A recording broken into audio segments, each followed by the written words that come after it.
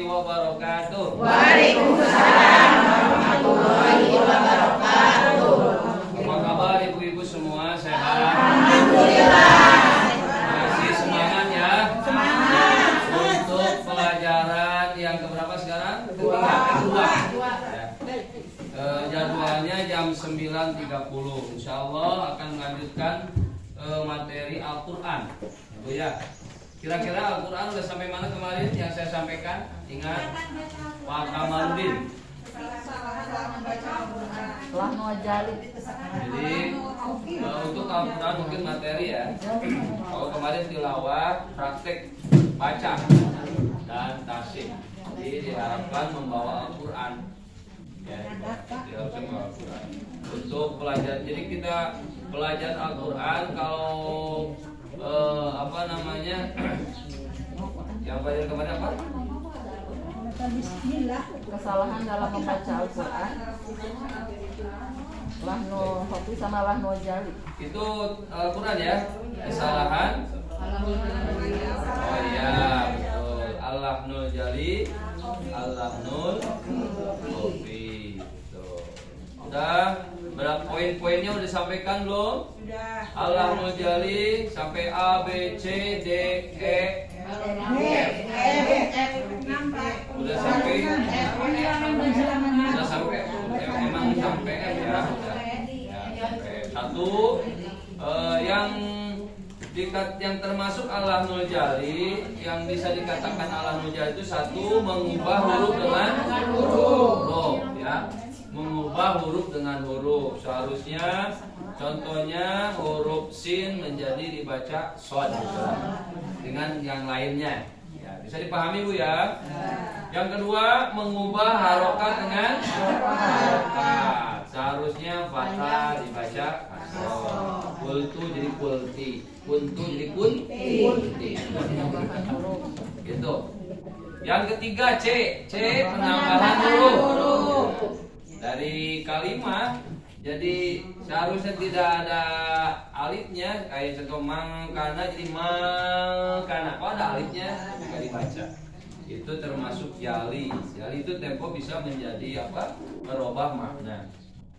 Yang D penghilangan sin. Kayak di Al-Fatihah itu kan ada iyyaka dibaca iyyaka. Itu jali.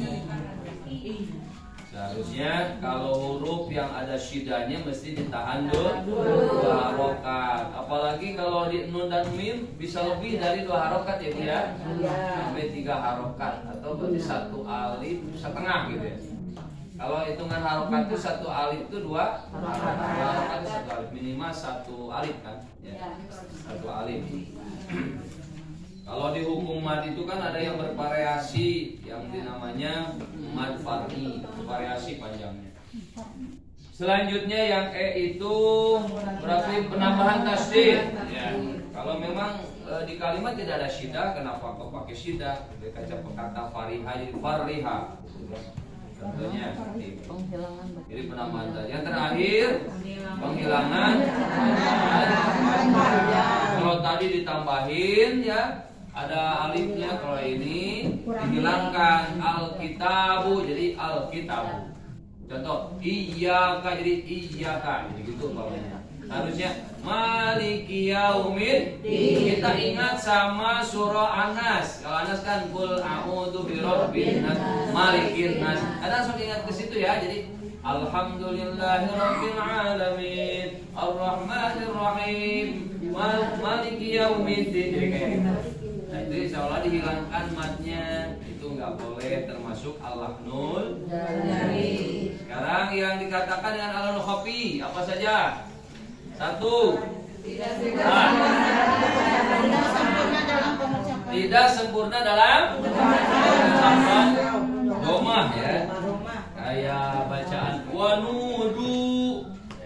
Tapi kan wanudu kalau baca domah monyong ya. Wanudu dibaca itu kayak gini wanudo, jadi kayak keoan itu, jadi nggak jelas lah si domanya ya. Jadi tidak sempurna dalam mengucapkan doma. Juga tidak yang kedua tidak sempurna dalam mengucapkan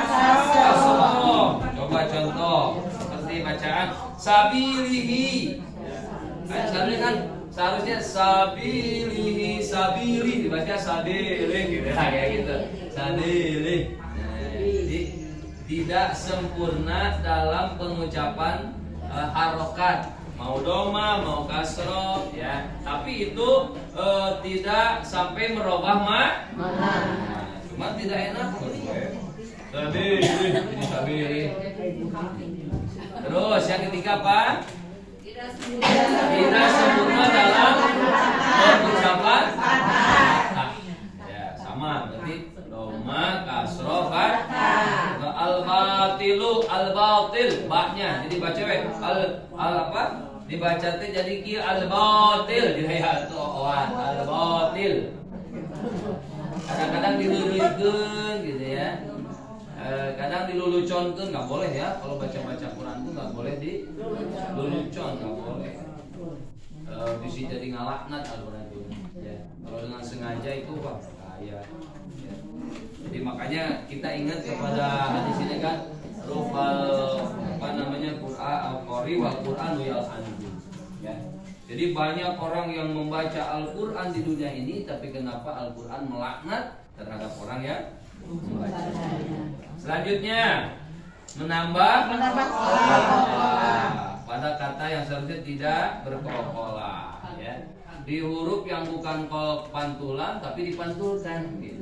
Ya. Kayak ghairil maghdub, jadi maghdu gitu kan. Kayak dibacaan fadlah ya. Jadi fadlah didukun, dikol-kolahkan, dipantulkan. Itu termasuk kategori alahnul khofi, kesalahan yang memang tidak sampai merubah mana. Terus yang selanjutnya mengurangi bacaan guna itu apa sih ibu-ibu? Bukan tidak, guna itu apa sih? Harus. Oh, bukan harus. Sautun ladzidun yakhruju minal khayshum. Ya, sautun guna nih. Guna itu sautun. Kurang agung tuh. Masya Allah. Ya.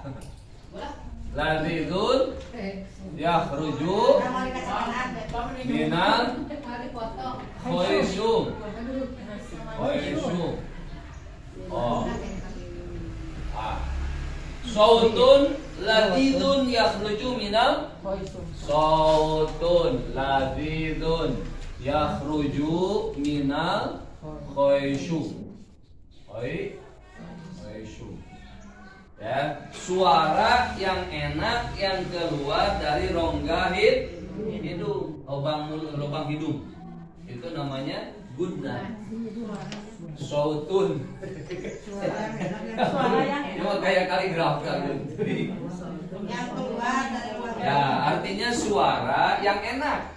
Suara yang rawas deh. Gitu kan. Kalau namanya guna itu yang ditunggu-tunggu oleh qori dan qori'ah. Guna itu. Jadi variasi di situ. Ya, memvariasikan lagu-lagu, nada-nada itu salah satunya di guna. Ya.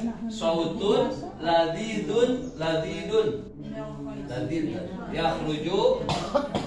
yakhruju minal khayshum.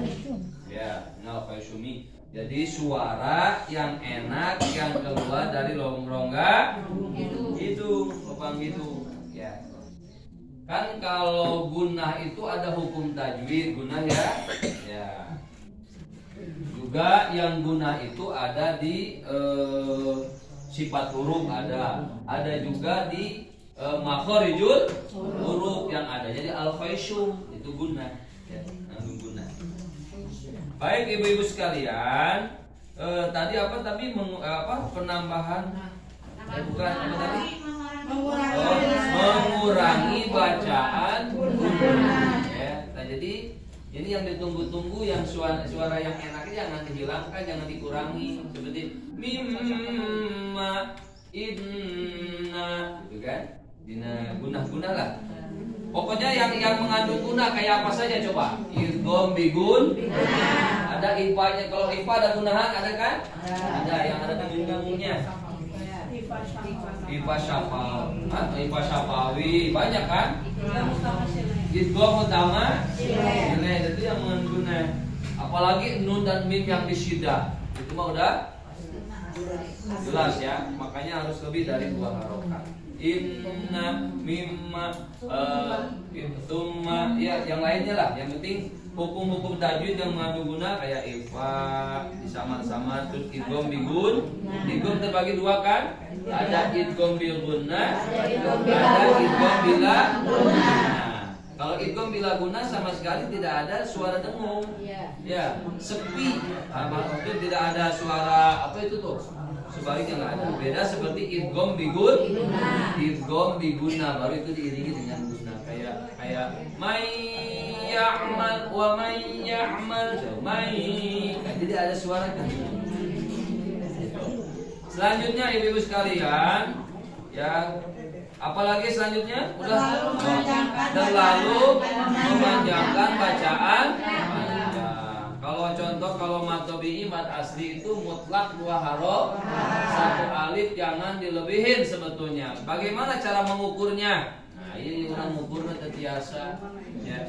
Dari ketukan tangan kayak tek gitu kan ya. Bisa kalau dulu mah bisa dicontohkan dengan ketikan jam ya.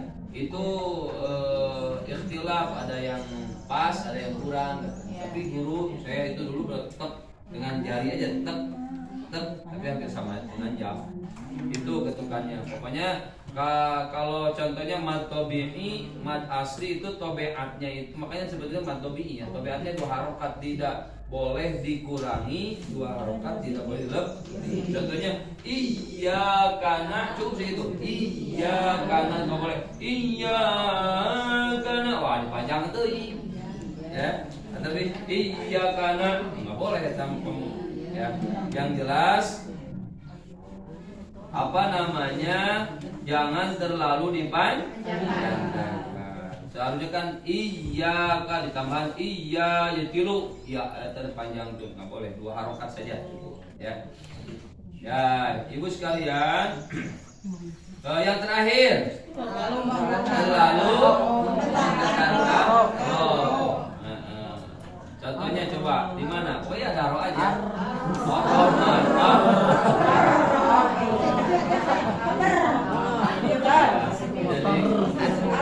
Boleh kayak itu ya nggak apa-apa, boleh itu nggak boleh kita sampai merubah mana, cuman kan jangan lebay gitu melebihin. Ar-Rahmanir-Rahim nggak boleh. Al-Dukur. Ya. Jadi melebihi atau terlalu menggetarkan. Memang roh itu kan sifatnya tadi ada getarannya. Ibu sekalian, mengapa Allahnul Khofi disebut kesalahan samar? Makanya Allahnul Khofi itu dinamakan kesalahan samar. Ya. Jadi Allahnul Khofi disebut kesalahan samar karena kesalahan tersebut hanya bisa diketahui oleh ulama ahli qiraat kayak apa namanya kalau di musabaqah makanya kan menghadirkan para juri-juri yang memang profesional dari mulai tingkat desa, kecamatan, terus kelurahan, kecamatan, terus kota ya provinsi sampai ke internasional. Itu tidak sembarangan itu juri-jurinya. Itu untuk mengetahui kan kesalahan tadi teh ya Allahnul Khofi ya yang samar itu. Cek urang mah bacaan teh asa bener we nya. Baca Fatihah bareng-bareng tidak ada yang salah dan bener ada yang. Kamu di tes sudah bisa jamin upah. Tapi sama saya mah ketahuan gitu. Yang kurang gunanya, yang lebih gunanya, yang kepanjangan ada ketahuan. Cuman kan ya ini kita belajar ya. Jadi kita mah tuh mampu ya Bu ya. Banyak salah daripada benarnya Bu ya. Tapi sami ya Allah, tapi semoga Allah mengampuni kesalahan dalam bacaan-bacaan kita. Ya, saya sampaikan karena ada 2 kan. Satu, yang akan dimaafkan kesalahannya itu orang yang mau belajar. Yang kedua, ketika salah dibenarkan menerima. Tong ngambek, tong kudu. Ya. Itulah ibu sekalian. Pokoknya nanti ketika tilawah malah prakteknya Bu ya. Praktek baca kayak Fatihah kemarin kan ada ibu kemarin tes bagus itu apresiasi luar biasa. Jangan malu-malu Bu. Di MTPD 2 itu sudah 5 orang yang ke depan mencoba Fatihah. Akhirnya kan deretan dan penasaran itu kan diluluskan bareng-bareng gitu ya. Terima kasih Ibu kemarin. Nanti siapa lagi yang mencoba Fatihahnya. Ibu kalau waktunya habis kasih tahu ya. Ya belum ya. Baik. Tadi apa namanya? Karena kesalahan tersebut hanya bisa diketahui oleh ulama-ulama yang memang di bidangnya qiraat dan ulama yang ahli dalam ilmu-ilmu Al-Qur'an. Sulit memang, beda seperti Allahnul Jali. Ya, kalau Allahnul Jali bagaimana? Kalau Allahnul Jali maka nampak ya bisa merubah huruf dengan huruf. Nah jelas beda seperti Allahnul Khafi sama dengan Khafi itu. Justru kita itu baca Quran teh nampi abdi ge seueur keneh sak khafina gitu. Kadang-kadang jali ge aya urang mah ya. Jali ge gitu ya. Nah, kayak ihdinas ayo aya keneh yang maca ihdinas sirat kadang ihdinas sirat gitu kan. Berarti itu jali yang merubah huruf dengan saatnya shad menjadi shin agung coba ya walad dhalin seharusnya jadi walad dhalin gitu kan.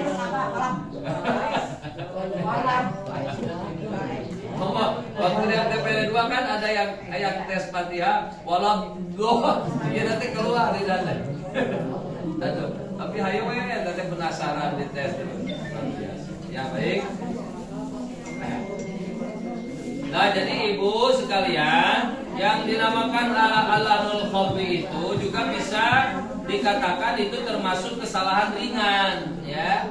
Ringan kesalahannya, maka makruh hukumnya bagi yang membacanya. Jadi makruh ya. Kalau jali dengan sengaja itu bisa menjadi haram baca Qur'annya. Tapi kalau hobi ini ya, ayo wae, jadi hukumnya makruh. Ulama di hukuman makruh. Ya. Baik ibu sekalian, kita coba dites nanti aja lah di tilawah ya. Langsung ke ini Bu, bab yang kedua itu udah selesai ya. Langsung kita ke bab kedua, senyampainya aja waktunya. Masih ada waktu ada? Ya. Udah ditulis belum? Aqsamu makharijul hurufil hijaiyah. Belum ya? Belum. Itu berarti sekarang bagian-bagian tempat keluarnya huruf-huruf hijaiyah. Ya, nah ini kita belajar sekarang ini. Barangkali Ibu pernah mendengar kira-kira bagian apa? Tulis saja surat ya. Udah ya? Boleh kayak udah kan? Udah itu. Kalau udah mah udah yang belum nulis berarti nanti Niron. Ya. Yang pertama apa? Jadi pembagian tempat keluar huruf hijaiyah itu ada 5 ya, yang kita bahas 5. Ya, sebetulnya makharijul huruf itu sab'ata asyar Bu. Ya, tempat keluar huruf hijaiyah itu ada 17. Ya, yang 17 itu dibagi jadi 5. Ya, kita akan membahas yang di 5 ini. Aqsamu makharijul hurufil hijaiyah. Ya. Pembagian tempat keluarnya huruf-huruf hijaiyah. Yang pertama apa? Al-jawfu. Ya. Udah kan? Pokoknya udah mau tulis lagi udah mau.